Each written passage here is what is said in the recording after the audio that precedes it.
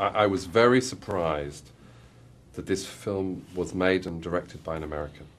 I never expected that. When I wrote it, I thought maybe somebody from South America or somebody from Eastern Europe, because the culture and tradition of writing about the supernatural or writing about, yes, there's a much more open dialogue with supernatural elements. So for it to be an American really surprised me, particularly also because it was such an unconventional narrative. And you know, that at least 1/3 of the movie would have subtitles and be in French. So, but what a pleasant surprise.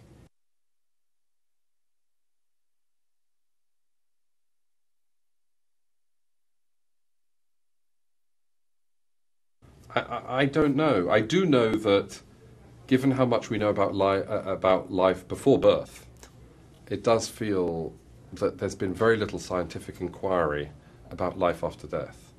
Genuine scientific inquiry that's not faith-based.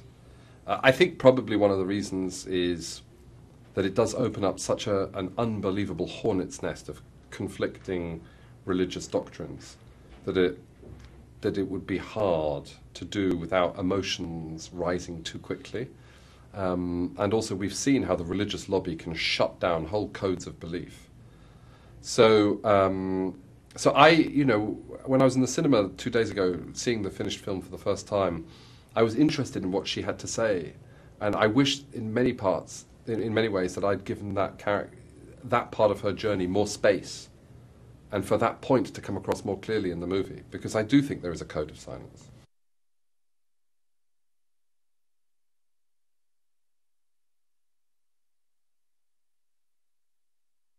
I definitely started with the twins. For me, the twins are the heart of the film.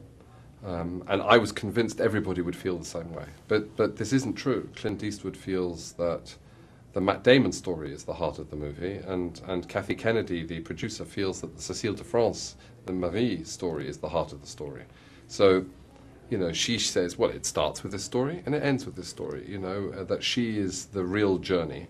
And for me, it's always been the boys, and for Clint, it's so you know, the producer, the writer, and the director all came at it from totally different perspectives.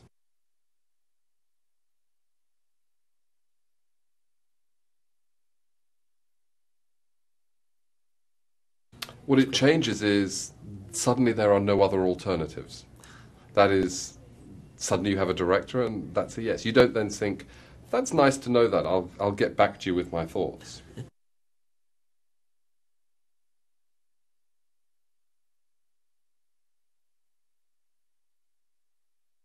No, I don't think so. I think certainly writing a movie wouldn't do that. You know, I lost my own mother during the course of this film, and sitting with her on a daily basis in a hospice slightly changed my attitude towards death, but writing this film didn't.